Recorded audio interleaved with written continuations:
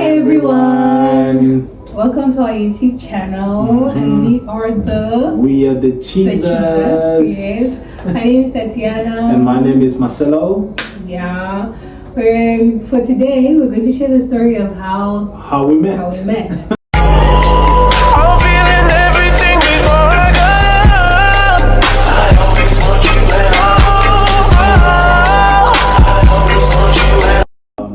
Just like to encourage you guys to subscribe to this channel, this YouTube channel. So it's going to be more of lifestyle, faith and vlogs. We're going to share more about marriage, inspire a lot of people that marriage still does exist in this time. And God still blesses us in marriage, and it's beautiful. It's amazing. So please do subscribe. Okay, how did we meet? I thought my wife would Where did remember. we meet? We met at UNAM. Okay. Yeah, the University of Namibia. Professor Kengi was running a seminar, prophecy seminar that time, and I think I was going. I continued going with my brother B that time. I think I saw you the first day. And then I spoke to him about you, and the next day I think we kind of looked for you. I think it was on the third day that you sat alone. And I was sitting with B that time. B moved and sat with one of our sisters because he wanted to sing in the hymn. And you had a hymn as well on your phone. So I moved and I sat closer to you that time. Okay. And then I shared the hymn with you. You shared the hymn with me, and good sister. Yeah, that was very interesting to me. Like a good. No, not like a good sister. Yeah, I shared the hymn. Like a potential wife, So she shared.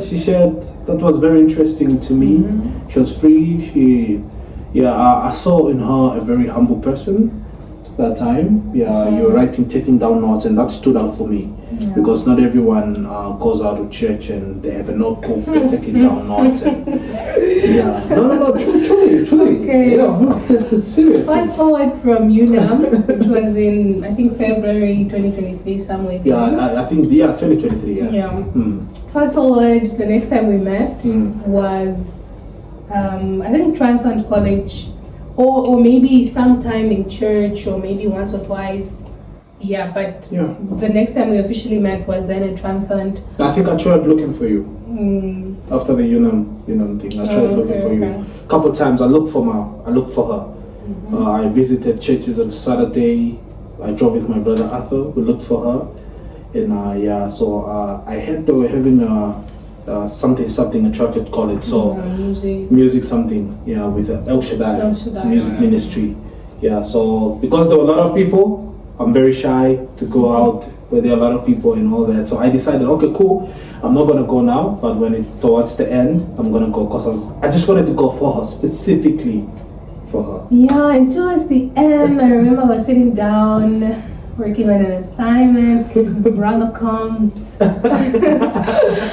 and then you greet me, how are you and whatnot, and I'm like, I'm fine, thank you.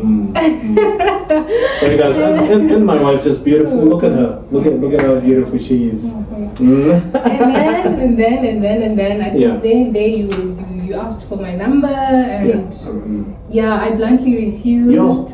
She literally told me, I can't give you my number. You of all people. I was like, what do you mean? That was the very first time ever rejected. No, not even you. Like, I'm being rejected. Very first time I'm being rejected. Like, I'm asking for a number, and the sister says no. No. Okay. So I had my reasons, right? I was living my best single life. I was focused. I was studying, So I wasn't particularly looking for any relationship or anything. And also I think I already had some fixed idea on who you were, particularly with the brothers. So shout out to my brothers. So I think mentally I was like, nah, I don't want to deal with this, or I don't have the energy now. Yeah. So I just straight up denied and declined. I was like, even if I take your number, I feel like it's not gonna go anyway. Now, even if I give you my number. Yeah. So yeah, that's what I shared. But turns out things turned out differently, because fast forward, my choir, the youth choir from church, we had a trip, we went to Kobabas, and one of the girls in the choir was organizing logistics and transport. No. No? You refused to give me your number. She refused to give me her number. So after that, I just began to look for her. Like wherever they would go as Elevate Music Ministry, I would literally make sure to show up to such events. Because she was in the singing group. I would make sure that I'm around her, that I'm, because she refused. I'm supporting the ministry. She refused to give me her number at all. But I made sure that I'm present. She would see me. I would say hi to her. I wouldn't not say hi to her at all. Yeah. And I remember sharing this with my brothers as well. But yeah, all in all, they were planning a trip. I already knew they were planning a trip because I was talking to someone who was close to them, part of the choir. Yeah, so this person tells me, we're looking for a driver. I'm like, oh, okay, I am the perfect guy for that. I got the C1 driver's license. So I offered myself to drive the car. And then last minute, she tells me they found a driver. Yeah, and I'm like, okay, cool. They went on the trip. Okay, coming back. But throughout, I was texting Blessing, asking Blessing, how is Tatiana? How is she doing? And all that. Yeah. I think Blessing can attest to that. Yeah, actually. So coming back, I texted her, no, can I pick you guys up, including Tatiana? Just arrange it. I don't know how you're gonna do it, but please just arrange it for me. And she actually did. Shout out to Blessing, she pulled it out for me. So they arrived that day, and it was a little bit dark. I picked everyone up. Tatiana was one of them. She sat right behind me. I dropped everyone. Some people stayed a bit far, such as but her place was closer. But I drove and dropped everyone else. And then I was dropped last. She was dropped last. So during that drive, of course it was a long day, so my head was also not in place. I was tired. But during the drive I was a bit confused. I was like, okay, he offered to drive. Should I pay? Should I not pay? It's business, baby. What should I We standing on business. Anyways, I just paid so I wouldn't feel indebted or anything. Yeah, anyways. But I refused the money though. I didn't take the money. Don't say you paid. Yeah, you politely. I get it. No, it's fine. I would say, what did I say? No, you can use it for cab to school. Yeah, you said, you're very responsible, man. No, I'm doing this out of my house. Yeah, so I dropped out, and he dropped me, of course, in front of the gate. Yeah, you went in. Yeah, I went in. Then I drove. Yeah. But that was Saturday night. Yeah. Sunday evening, turns out I'd forgotten my glasses. I probably had no idea even that I forgot my glasses. But and I drove to her place. Yeah. So on Sunday, I found her selling donuts outside. She was selling donuts. No. Yeah. The glasses was the whole reason why we ended up meeting again on the Monday. Yeah. Because Sunday you drove by, but I wasn't home. You found my parents. But for some reason you didn't leave the glasses there. But anyways. No. I wanted to see you. I wanted to give them personally. Because when I was home and my brother told me there are spectacles in the car, and then one of my brothers tells me, I think they belong to Tatiana. I smiled, man. And then after smiling, I took my phone, and then I started to investigate. Do they belong to her? I went to Facebook.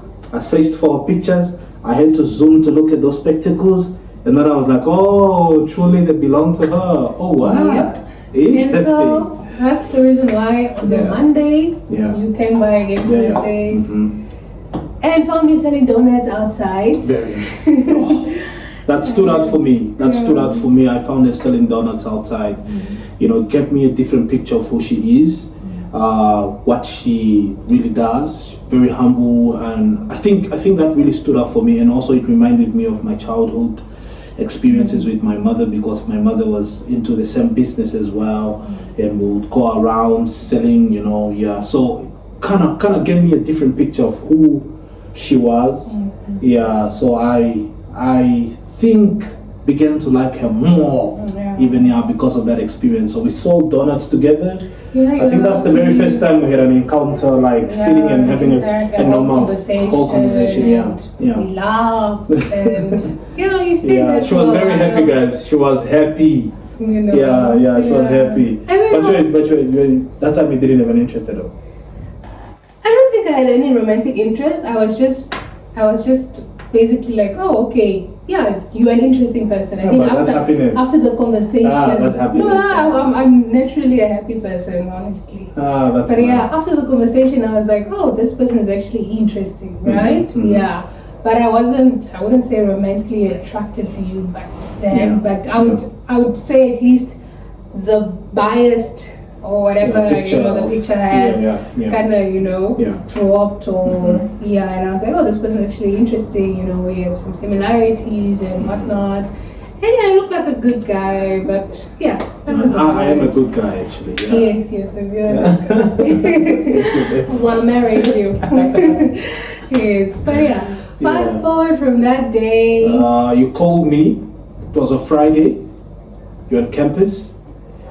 You called me, you told me, you know what, can you pick me up? Okay, but before I called you for that whole serious conversation, we were,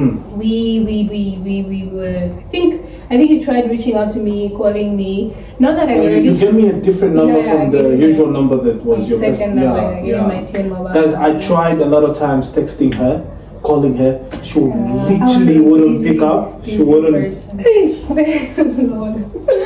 I was busy. I'm gonna thank the Lord she's my wife now. But anyways, sorry. One day I reached out and I just called him and I asked him, hey, do you wanna meet up? Do you wanna talk? I wanna hear from you. I think I had a different picture. I had a different picture in my mind. You called me, it was on a Friday. Like, hi, how are you? No, I'm surprised. She's calling me because I didn't expect it at all. Then she's telling me, you want to talk? And I'm happy, I'm excited. I'm like, okay, let me give this brother a chance, let me hear him out. So that was... so I picked her up at campus. We drove around, it was on a Friday. And just like the same question I was kind of afraid of, sisters always ask brothers questions such as, what do you want from me? I think this is a question every brother is, we really don't know how to respond to this. A lot of times we actually don't know how to respond to this, but I was prepared for that. Because from the very onset when I met my wife, I knew she was the one for me. I felt it. Deep down my heart, I felt it. A lot of things that she did, the kind of lifestyle she lived, a lot of things just confirmed that this is the woman that I've been praying for. This is what I've been asking God to give me. So I picked her up and we drove around, and then she asked me, what do you want from me? And I was like, okay. Just let's get straight to the point. Okay, why are you very soft spoken? Why are you all about me, all around me? What do you want? What is your intention? And it was also very straightforward as always. I told her straightforward. I didn't beat around the bush. Like, I knew what I wanted at that point. When she asked me, what do you want? I told her, I want to marry you. I want you to be my wife. I want you to be my wife. And she looked at me. Oh my brother. What's going on here? Slow down. Wait a moment. Wait. Guys, she actually told me, let me think about it. This is what is going on. I think it was, in as much as I asked the question, I don't think I was expecting to hear, marriage proposal. I was like, and then she's telling me, I don't know you. You don't even know me. What do you mean? You want to marry me? And I'm like, no, you asked me what I want from you. And I'm giving you the straightforward answer of what I want from you. And this is what I want from you. It doesn't matter if I know you, I don't know you, but this is what I want from you. You know, actually, it does. Yeah, it does. Yeah. So, but I knew. That's why I answered like that, because I knew. So I told her, look, I want to marry you. Yeah. And then I was taken back. I was shocked. I was like, okay, this is a lot to process. You are coming on with so much. So you know what? Let's take this slow. You know what? Let's just get to know each other. Let's be friends. Okay. Let's at least be friends or acquaintances. Let's see. She says, let's get to know each other. But sorry for cutting you there. She says, let's get to know each other. But my wife, she hadn't responded to my messages and my calls. So I don't know how she expected me to get to know her. You know, that's why I had to put down a plan. How do I? You know, when you're a soldier and you need to take down your enemy. But in this case, she wasn't my enemy, so I need to take down my love. I need to bring her in. So I had to put down a plan. And I'm like, okay, cool. She sells donuts. Cool. I'm a cab driver, so I drive a cab right now, and I think I can be selling her donuts for her when she goes to school. Yeah, but before that, you'd still buy a lot. Yeah, like to buy donuts. It was like a me and my brothers were supporting the business. They would always buy so much that my aunt and everyone already knew. My family noticed me. Like, okay, put donuts aside for our regular customers, and then add more, and yeah. So I think the whole donut played a role as well, and I think after that we started chatting, started talking. I grew more comfortable, and I got to see a side of you that I actually didn't know. Like, you as a very down-to-earth, happy person. Oh my God. And for me, I'd always be like, I would look at this. I would look at you and I'm like, you had such a long day from driving and all that, but you still have so much energy and you still have so much joy and it was good. I think that the whole face-to-face as well, the conversations. That's what I preferred for me, and I appreciate the fact that you never judged me of what I was doing, being a cab driver, doing what I'm doing at all. You never looked down on me, because this is one thing people don't really appreciate at all. And that's what I liked about you, because you looked at me like me. You didn't look around me. You looked at me and you saw the person that I was, that I am, and I appreciate that. I appreciate that a lot.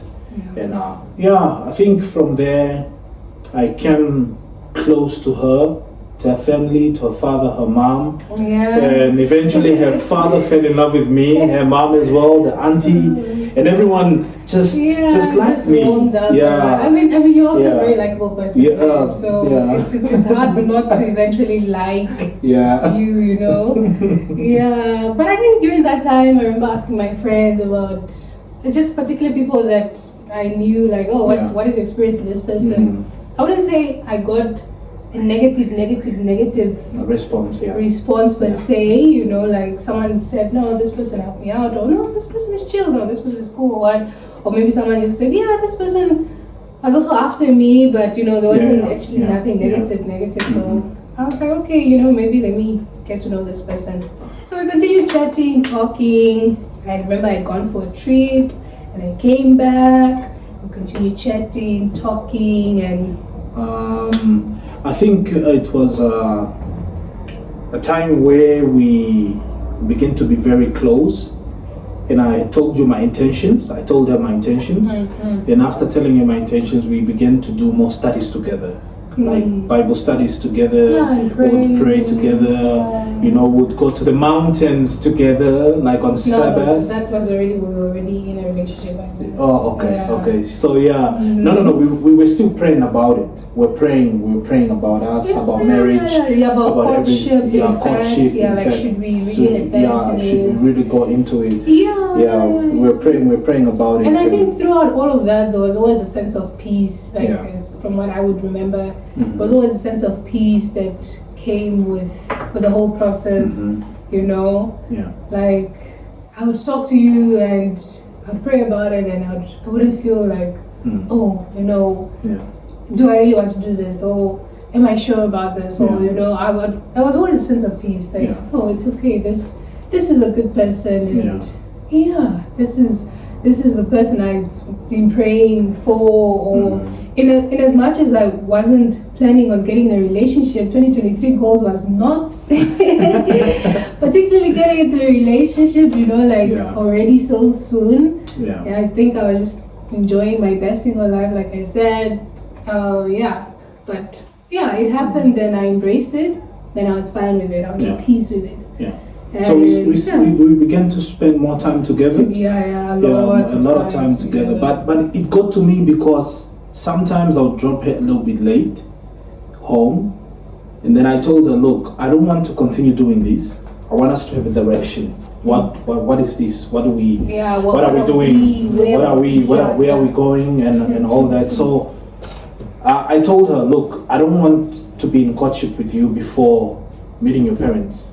I want to meet your parents. I want them to know that this is the guy who is interested in me. This is the guy that wants to marry me. These are my intentions towards your daughter. I wanted her father to actually know that these are my intentions towards her daughter. So. But they already sort of already knew. They kind of knew. This is Marcelo. But what was beautiful for me, she decided to introduce me officially. I think we'll put up the picture of when we had the whole introduction. It was a whole beautiful thing. It was more than I actually thought it would be. Also I think the influence of my parents, because they're like, no, we need to cook, we need to do all it, and I'm like, why is making it feel like it's a whole traditional wedding get together, you know? But it's like, no, you know, it's we need to receive people well. Can't receive people empty-handed, you know. That was beautiful for me. And I also told my family members as well. I told my auntie, told my mom about her, and I told my brothers as well. So we decided to, they invited us over. We went, we sat. I told them my intentions, and then I think after that we got into courtship. That's when we officially got into courtship now. After the parents. We also shared with, I think, with an elder from church. Also, we had shared. Also gave us some counsel and advice and here and there. So it was a bit of a journey. It was beautiful. It was unexpected. Definitely unexpected, because it was a shock to my friends. Yes. I think a shock even to myself. It was just a shock of the year. And then boom, all of a sudden we're in a relationship. So I remember telling my brother, you know what? I'm getting married. I want to marry her. Now my brother looked at me, he's like, bro, what do you have? Well, what is it that you have? You want to marry? I said, if there's anything called faith that does exist, I think I'm going to move by faith. But I think it's the right time for me, and it's the right time for her. We spoke about it, me and her. But that's a story. That's a story for another day. But we spoke about it. We prayed a lot actually about it. How we got to where we. Because we dated. I think we officially started dating around about July. Yes. And then we dated till 2024, or we were in courtship till 2024. And then I think the following year, that's when we got engaged. We got engaged, And then we started planning towards the wedding. And then the wedding happened. So. Happened also, the same year. End of the year. End of 2024. So. We are 1 year in marriage now. And we are expecting a baby. So everything turned out. It turned out to be beautiful. And I think my encouragement to anyone who is watching this video is whatever you do, just have a direction, man. You know, you should know what you want. It doesn't matter what it is. If it's marriage, relationship, friendship, job, what is it that you want? What is your direction? What are you expecting out of it? So I think, and also to pray more about it. And also just to add on the verse that says, what the Lord directs your ways and He will establish you. So I think with everything that you take on, it's just constantly asking direction from the Lord so that He can Yeah. establish your plans, establish anything you have. Because I think we were able to get to this point Yeah. because at least, we're able to involve not only God, but to also get Our counsel parents, yeah. from our parents, Yeah. get counsel from the elders in The the elders, church, and our brothers, our sisters. get counsel from those that also had some sort of experience. Very close to us. Yeah. And you hear different opinions, Perspectives, yeah. different perspectives, Yeah. and you take time to think about it because, it's going to be different Yeah. advisors and Yeah. based on different experiences. Take time to pray, think about it, and the Lord will establish you. You move in faith and not fear. No fear, yeah. Because, And this is what I told my wife most of the time. Yeah. We shouldn't fear. We should always move in faith and hope. and hope. God says, "I've not given you the spirit of fear." So fear is not from the Lord. Yeah. So God has given us a way out of all things. We should walk by faith all the time, because faith is the only thing that opens doors for us. And that's what I appreciate of this relationship that I do have with my wife. Yeah. Thank you so much, guys. We still have more. We still have more, but for today, for the day, I think this is where we end.